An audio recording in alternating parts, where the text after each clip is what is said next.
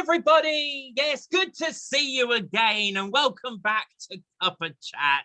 This is the series where we put your questions to a group of wonderful professionals, and today is no different. We have got another professional for you here today, and I am proud to welcome to Cuppa Chat the one and only Keiron. Hello, Keiron. Hello. Oh, Hello. welcome. Thank you for joining us on Cuppa Chat. Oh, thank you for having me on. And you are a professional voice actor and set designer, is that right? That's right, yeah. Yeah. It's a small world because I still don't see myself as a professional, but it's weird. You never think of this when you're in the industry. You go, wow, I'm suddenly now a professional and have been for... Yeah, it's crazy. Yeah, I do agree with that. I introduce people on this all the time, and you go, they're a professional this, and everyone's a bit like, oh, yes, this is actually my job. I was just doing it for fun, and it's like, yes, you actually are getting paid to do this. Well, Keiron, welcome to Cuppa Chat. We've had loads of questions from our wonderful viewers at home sent in to you, so we'll try and get through as many of those as we possibly can, and maybe get a little bit of inspiration about maybe going into one of your jobs that you've done. But before all that, though, the most important question out of all of today's questions is, what are you drinking? What's in your cuppa? Well, today, because I don't do hot drinks because I'm very weird, I have Pepsi Max, hashtag not spon. I mean, that's fine. I've not got hot drink. I've got a mug. I like to make it look like I've got a hot drink, but I've got orange juice in here, so... Ooh. And you know what? Your mug's just reminded me. I've got one similar. I should have put it in there. What am I doing in my life? This is it. I mean, I know it's backwards to everyone, but it says, keep calm, I'm a stage manager, which I thought was the closest I could get to doing the set designer for you see, today. So you got your drink, that's the main thing. And then after that, I like to give each of our guests an invention that is going to change their life forever in the professional world that you work in. And Quinny, you are no different today. I have got you this, and you're going to use it for the rest of your life. I'm telling you, right? It's a bit big, so just excuse me. Oh God, everything's falling down. And right, here we go. This is called the Leave Me Alone Designer. This is how it works. You put it on your head like this, and in front of you, you've got all your pens that you can have for all your different sets designs. And then you've got your book inside as well, so you can do your little drawing. But the best thing about this is if you don't want anyone to speak to you, Quinny, you're just like, no, and then you can ignore them. I mean, this is going to change your life forever, isn't it? I am so on that. That is happening. I know, and look, you've got all your different coloured pens. I've even got gaffer tape in here. Look, there we go. Look, that you can use if you need it anytime. Not gaffer tape, LX tape thing. So, I mean, what more do you want? I need 10 of them already. That's what I need. Perfect. Brilliant idea. I'll send this to you in the post then, and then you can Please do. See, this keeps happening, Quinny. I can make these wonderful inventions. I've only had one person say they don't want it so far, so I'm doing quite well here. Well, enough of the nonsense. Let's get on now with asking your questions to Quinny that you've been sending in. And as I say, we've had loads of them sent in as well. So we've got 15 minutes. Let's start the clock and ask the questions. We had obviously two different times of questions come in for you because you're a voice actor as well as a set designer. So let's start off with the voice acting. Someone said, what is it like being a voice actor? What is it like? It's incredible because when you're sitting in a recording studio, whether that be a home studio or a bigger studio, you don't really see the end product until you listen to it for wherever it might be. So for me personally, my biggest achievements for that have been listening to it on ride audio. So while I'm sitting down, I've obviously been shown all the concept arts and things, but I haven't been in person to see the physical product. And I'm sitting there going, right, okay, let's just record and do this thing, getting all the feedback. And sometimes that can take days, sometimes minutes, depending on the setup. And it's wonderful and weird because when you finally listen to it, it's like, oh my goodness, I did that whilst I was, ill in my bedroom with a blanket over my head, not really in the mood for that retake today. And listening to it, and it's just incredible to think of all these people that are hearing it don't know what happened behind the scenes, and it's just wonderful. So do you have I got this right? Do you have to sort of create what you're saying yourself, or do you get given a script? How does it work? So it's scripted. Everything's always scripted, but on occasions there are times to improvise. So sometimes some of the scripts I get given is given by someone who's never wrote a script, doesn't really know what the right way to say it is. So they rely on your expertise to go, well, if you've got any suggestions or alterations, let us know. So usually that would happen with writing back to them and just being like, hey, this is great. A few additions might be to consider maybe saying this instead of this line. Once that's all been greenlit, then you just sit down and record it. But it's very rare that you do have a lot of input. It's normally you're told what to do, what to say, and how to say it. But on occasions when you do get that creative freedom to be a bit more hands-on with it, then that is nice. But it's very rare that does happen. Most of the time people know what they want. It's your job to do it. So, which is the same with any product. Whatever medium and mode it is, it's you can't rewrite Shakespeare.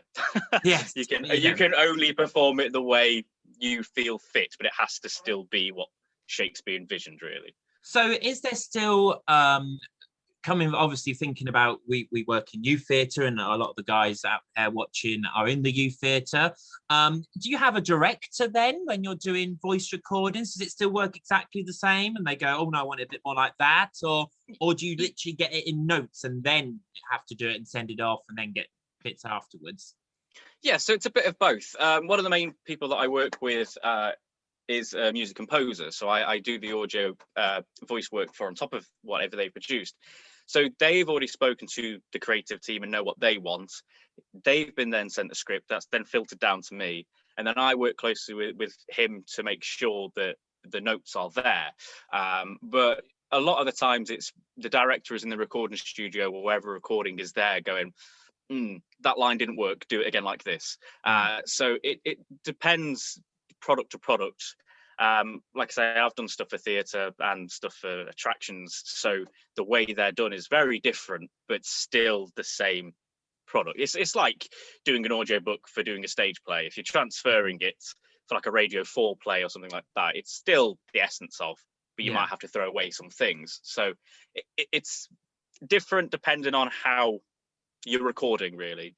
But most of the time I'm on my own, especially at the moment we're isolated on our own, and it's just back and forth in emails and voice notes and things, and Zoom calls as well, of course. That happens a lot. You just basically sit down once a week and go, right, here's the notes for this. They'll play the audio and go, on that line you say it like this, we don't like that. They say it more like sort of this, and they have no idea what they mean because they can't portray it, and then it's your job to go, right, I understand, I think, and then go back and work it. So kind of a long-winded answer to that one, but no, I hope it does answer that one. Yeah, it's interesting to hear the background of it, and you take as long as you like when you answer it, because it all helps us understand what your job does and so on.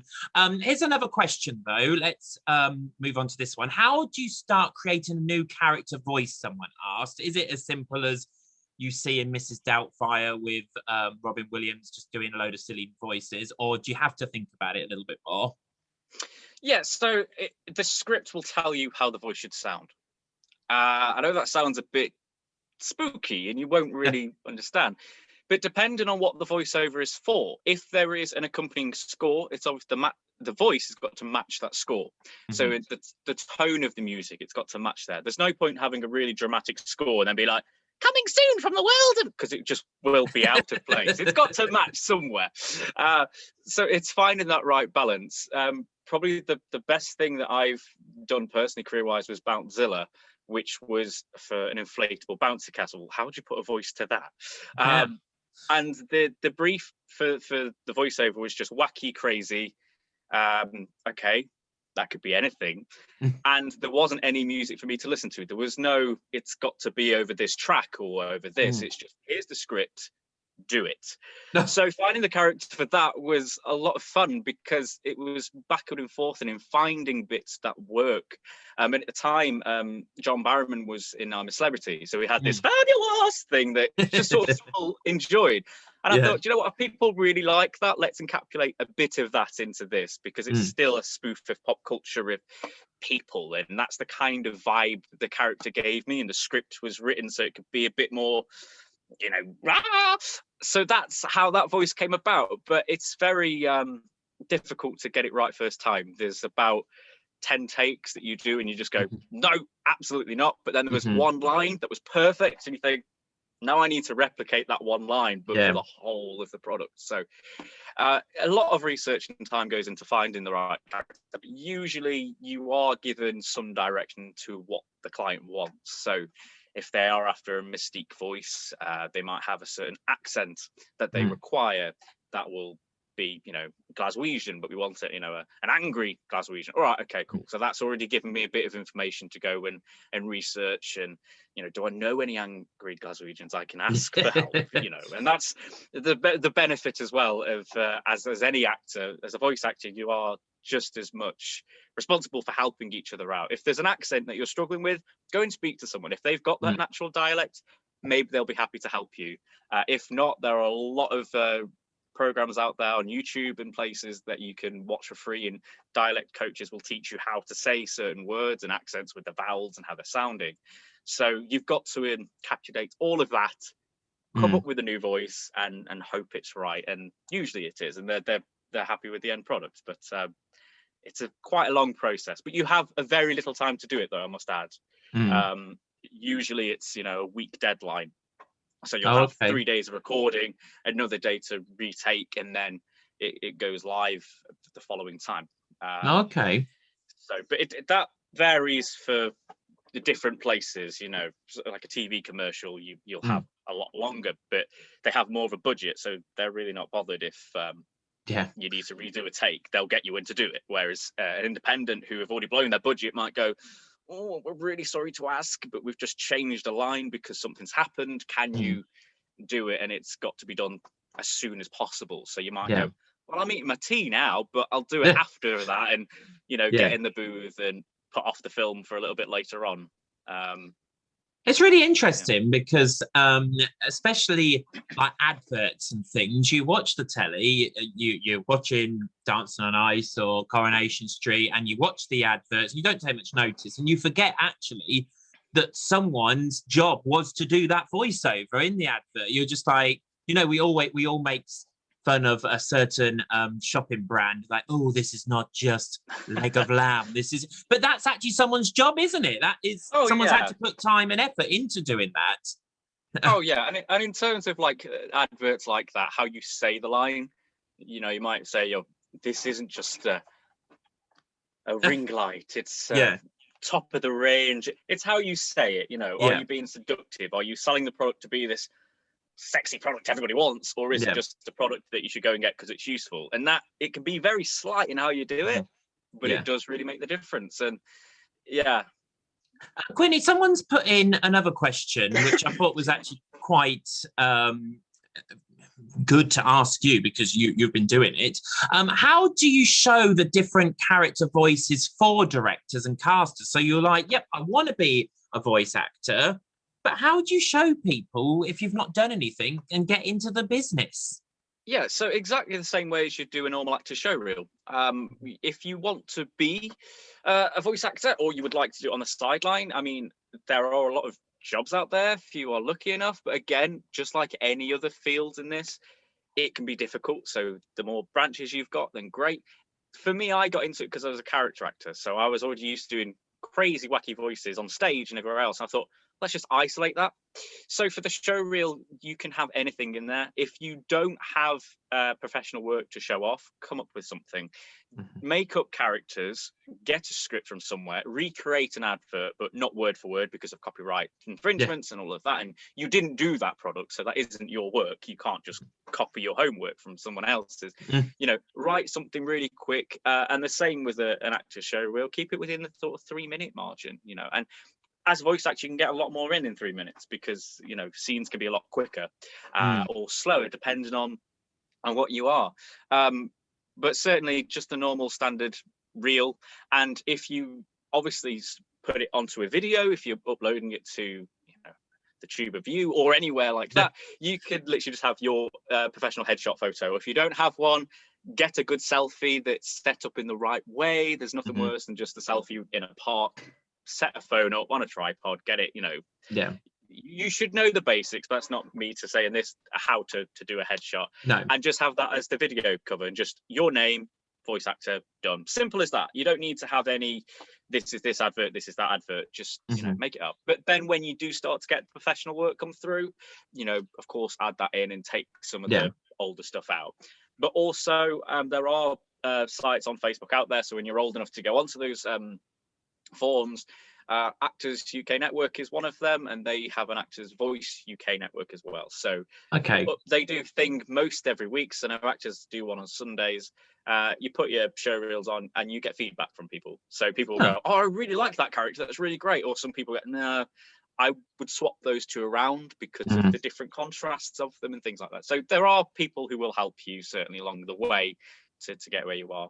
Yeah, and like especially us as a youth theatre, or if you're watching and you're in another youth theatre or school, I'm sure your teachers or directors will have a listen if you want to get involved in that sort of thing, because everyone's got to start somewhere. So why not share it with someone who you trust to start with? Quinny, let's move on to the other side of your work then now, which is the set design, which I know we've got lots of budding set designers out there watching. We had this question in for you. What is the most important thing to remember when you're designing a set? Budget. It's the most important thing, is remembering the budget. And if you don't get told the budget to begin with, keep the budget low as possible. Because the more budget you can save in the design stage, the more you actually have to splash later on. So you might come up with a great idea, but the budget's too expensive for it, so you just have to simplify it. But the more you can show you can work to a good budget, the more you can make use of your budget. So really try and keep the budget in mind when designing anything, and also the location. So if you're designing for stage, that's an indoor auditorium, that's different from an outdoor auditorium, because you have the weather elements to contend with, different sound and vibrations. There are all these different elements that accumulate to create it. But yeah, always remember your budget. Yeah. Well, speaking of budgets, we also had another question in that was, if you have a limited budget, especially if you're in community theatre or if you're in youth theatre and you've been asked to do a set design, what tips do you have for designing a set if you've got no budget at all, really? Well, you can design a set on anything from a pen and paper to PowerPoint or to push the boat out CAD design. I do all three. So you can really just scribble something down. And as long as you sell the idea enough to somebody, they will understand what you've written on that piece of paper.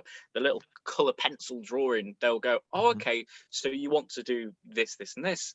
As long as the idea is solid enough and you can talk through someone the idea enough, they will trust you with it. So yeah, don't be scared to sort of be like, how do I do this? Just write it down on any means. You don't need a fancy computer to do it.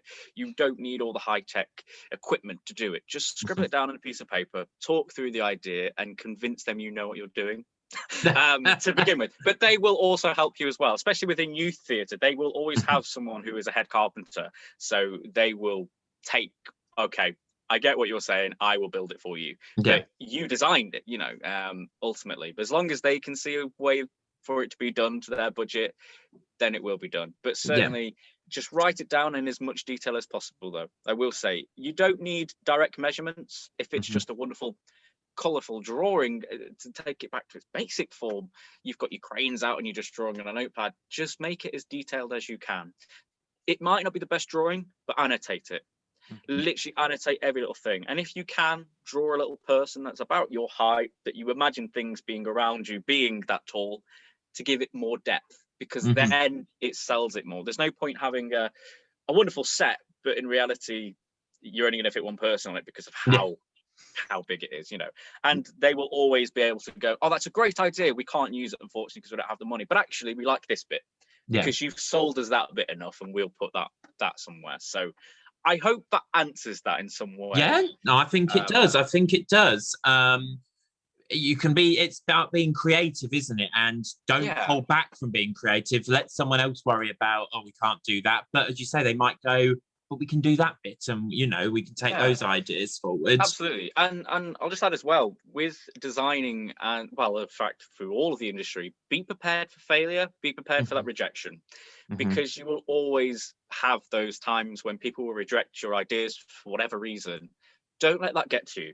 In the early stages, don't let that get to you, because that will always stay. No matter what you're doing, you're always going to have the no's, the rejections. Oh, we can't do that. We don't have the money. And it might be something you're really passionate about and you really, really want to do, but just shelve it, put it away, rework it. You may one day get to take it back off the shelf and use it. But for now, you just have to accept, okay, we have to change whatever it is. And that's part of the parcel of it, you know. So just be prepared for that failure if it does come along, and don't let it get to you. Just persevere through it.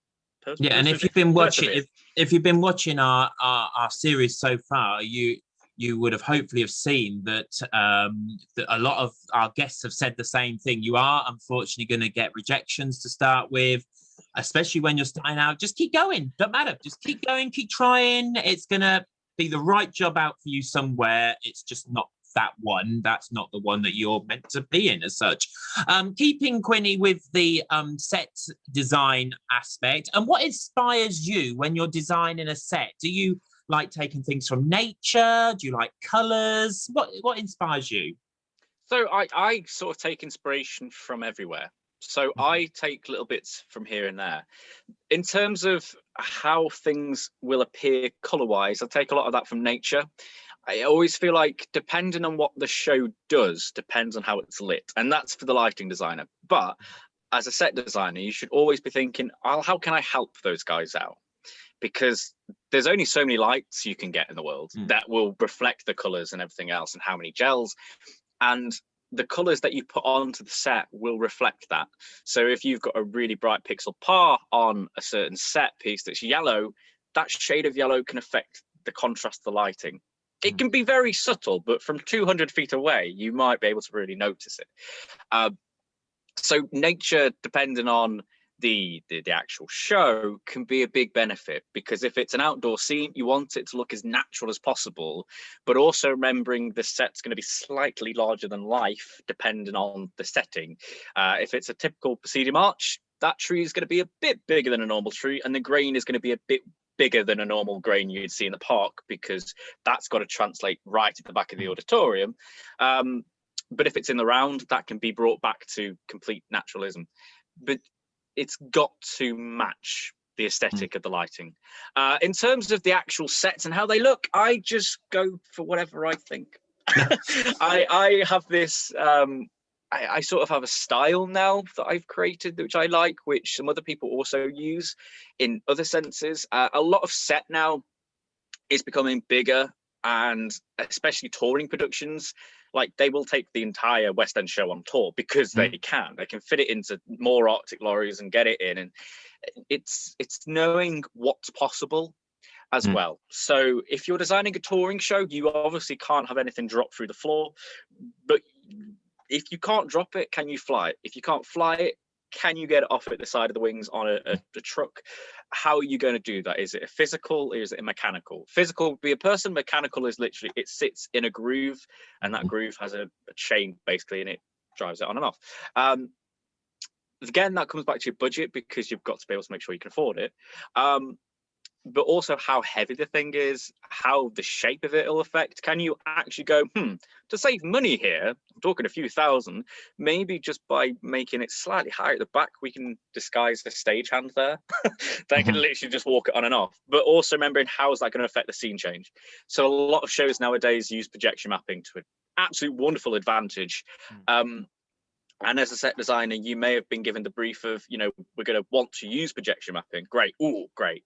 I can use that in the set now. So that house in the background might actually be 10 different things, but the shape of it's got to translate to all of them. So you've got to really think about that. But certainly watching other productions gives me inspiration, because seeing how the set moves, the autonomy of it is just fantastic to see how it's changed over the years. I mean, Phantom of the Opera, it's got a chandelier that crashes. No one else has replicated it just because of how expensive and complicated it was to build. But it's still there and fantastic that someone had that idea and it could be implemented. So it's just really thinking outside the box a little bit and go, well, what would work? What represents the show? What represents this? But also remember as well is you will have producers over you telling you exactly what your budget is and your directors telling you what they want to do. So if they've got a big tap number and you've got to make a thing appear from the middle of the stage, how are you going to do that? You know, and really working with everyone around you as a big team. You know, you might have to sacrifice something because a lighting designer wants to put a lighting rig there, so you can't take the set piece on and off anymore. There's a problem. How do we solve it? You know, and that's an ever-going problem. And I think, and I think probably from like a young person's point of view, maybe you doesn't know whether they want to do it. Just keep watching stuff, as you say, and see if that inspires you. Maybe you see a musical or a play and you're like, oh, that was really cool. And maybe you can then design another alternative for that play to start with using those ideas. Great answer. Yeah, great answer. Thank you very much. Now, Quinny, we've got, I'm afraid, to the part of the Cuppa Chat where someone likes to come in and to have her 5 minutes of fame. Hello, Laura. What do you want, love? I'm quite interested in all this. I've definitely kept an ear out during this. Okay. But I want to know if you could design the set for any show, West End, anything. What would be your ultimate show to design? Oh, it's a tough one. There are so many shows that I love that I don't think I could change because they're just so iconic. Like Phantom, there are so much thing you could steampunk that entire show and make it really cool. But then why would you want to do that? Why mess with a good thing? I think I'd probably like to do something like Mary Poppins, or if a show was to be on stage, now I've seen Back to the Future, maybe Herbie the Love Bug. That I think that would be such a beautiful thing to try and put onto stage and make it a musical. But maybe Mary Poppins. On the spot, Mary Poppins, because it's a magical show and there's a lot of things that the show does brilliantly, but maybe it's interesting. It's interesting you say that because as much as I moan about Laura, especially on Cuppa Chat, we're actually very excited to see something that's quite Mary Poppins-ish in the coming year. We're going to see the new Bed Knobs and Broomsticks, and we can't wait to see what the set is going to be like for that, because the story changes, obviously, a bit like Mary Poppins all the time. So, and there's a flying bed, obviously, in it, and it tours, like as you say, you've got to think about that, how they're going to do the tour version of it. Good question, Laura. We'll see you later. Bye. Thank God she's gone. Right, Queenie, we've got time for a couple of last quick-fire questions before we have to let you go. I know someone who's a big fan of this already. It's only been out for a few weeks. I won't mention what it is unless you mention it, Queenie. But someone's question is, what is it like recording a musical for radio? Well, it's very strange. Because it's again recording remotely this time round. It was again, you're in your room on your own in your sound booth, recording it, getting sent feedback, not knowing what it's going to sound like, and then the day before it's released, you're like, oh, it sounds good. You know, you're just entrusting someone to do it. So it's very strange because it's just very, very bizarre, but very rewarding and fun. If you don't know what we're literally talking about, we don't normally say things, but it's about a theme park and it's a musical. Go and have a look. You'll soon find it online. It's brilliant. I really enjoyed it as well. And I'm sure you will. And I know a lot of our young people like it as well. There's another question for you. And what training did you have to do to become a professional set designer? Did you go down any paths in particular? No, so I actually trained at the Academy of Performing Arts as a musical theatre performer. So I got a triple threat distinction, and then not distinction, triple threat merit. So I did not distinction anything on me. So I did that, and then I got lucky with having a break because I still work with them now. So I go back and do their sets and things with them. But my dad is a carpenter by trade, so. Cool. from a young age, was brought up around all this machinery and how to put things together, and it just sort of grew from there. So for me, it's a passion and experiencing the people around me. I do want to go and retrain other places, but there are a lot of courses out there for you. I would probably recommend, because the biggest thing that I lack is architectural drawing skills. There are people out there that will do that for you, though, so it's not the end of the world if you don't. But I would probably recommend going and looking at some courses like that if you really wanted to do things with set design. But certainly art as well was a thing that I was always good at, so I just grew with that. And you know, you never stop learning, so always pick up the hits and tips of people around you and just keep blossoming.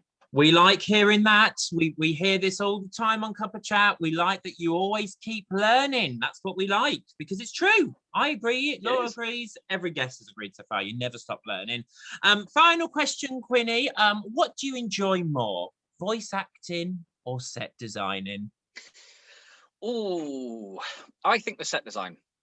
Voice is such a great thing, and it's just sort of second nature to me to be able to just pluck a voice out and do things now, whereas set design is a big world of adventures out there, and you can do a lot of different things. At the moment, I'm really into making models again, and I don't know why, but I just sit down in my workshop and just make a one-day build of a model because I'm inspired to do so, and it just keeps you busy, keeps you creative, whereas your voices can just start to talk to you in your own head and start to get a little bit but no, there's only so much you can do with voice work, whereas set designing, it opens a lot more different passages out there, and it's just wonderful to meet people as well and work with people hands-on. And I think the end result is completely different. Hearing a voice, people don't really appreciate the voice, they just hear it and think, oh, it's just part of the thing.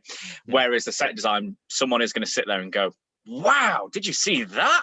And it's just totally a different experience. But I do enjoy them both equally, but if I had to probably pick, it would be the set design. And you obviously enjoy acting in normal life as well, normal acting, don't you?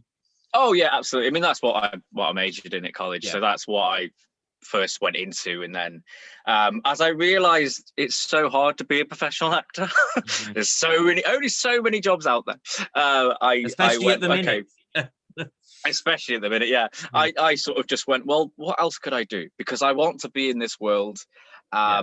And so I just looked at a program and went, wow, there are hundreds of people involved in this show. And I was like, oh, carpenters. Oh, there's 10 carpenters in this show. I could be a carpenter for a show. I've got those skills. I can go and learn more about it and do things. So I just went, right, let's do something that I can marry everything together and hopefully always be in work, and pretty much have since leaving drama school. I've been in work in some form.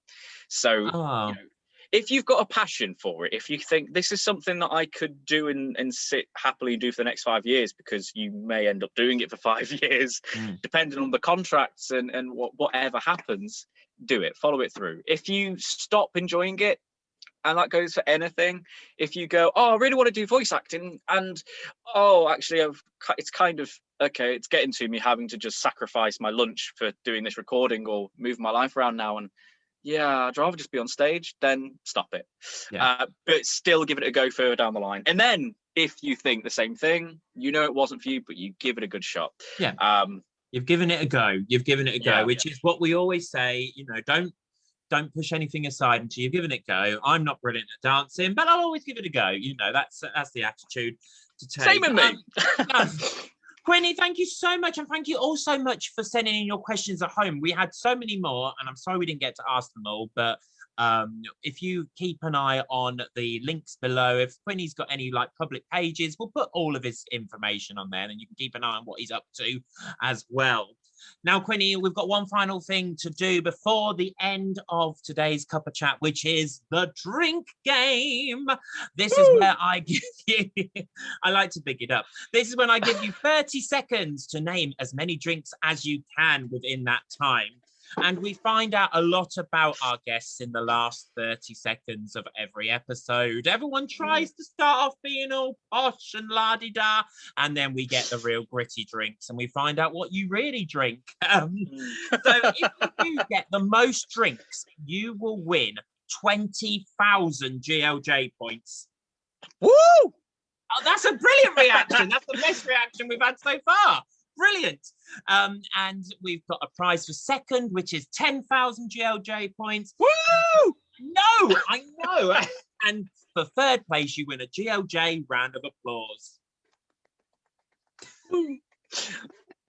So, would you like to hear who's in first, second, and third at the moment?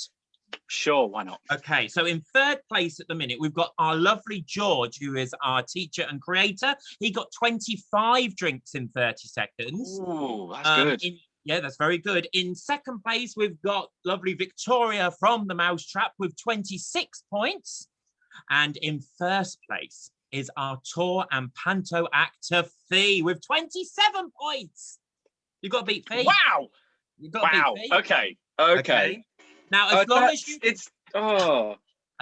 have more than 15, that's our lowest at the moment, who is our lovely Prince Will, who is our actor and our singer and producer, and our lovely Evie, who's our professional dog trainer. They've both got 15. So as long as you get more than that, you're not going to be in last place. We'll see. Okay?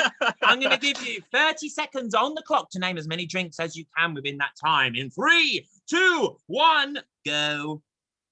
Jack Daniels, Bacardi, champagne, wine, blackcurrant, orange juice, Stormtrooper, pale ale. Oh, that's not very good at all. Oh no, brain. Let me say. I said Jack Daniels. Oh, God. I'm gonna be last. I know this already now. That's it. The orange squash, fresh orange, apple juice, cranberry juice. I've just given Laura a look across the room like, oh my goodness, this is... You know what I was saying? That people normally start off with being like orange juice or lemonade. You just went straight in there for the Jack Daniels. I did. It's the one thing that's closest to me, but... Well, Quinny, how do you think you did? I think I'm last, is what I think. But it's the taking part that counts. We were just saying that, weren't we? It's the taking part that counts. And I'm pleased to say, well, I'm not pleased to say that you are in last place. I'm sorry to say. You got 11 in 30 seconds. Well, that's dreadful, isn't it? Yeah, my brain under pressure when you've got to name stuff doesn't do well. Gotta fix a tap shoe in 30 seconds, not a problem. Yeah. Oh, I tell you what, though, it doesn't matter. We'll just forget that the last 2 minutes in our lives ever happened. And we'll just move on, unless you pause, skip back and watch it again and see Quinny just sort of melting in 30 seconds and you can watch it again. Keiron, I thank you so much for being with us today on Cuppa Chat. Thank you for having me. It's been amazing.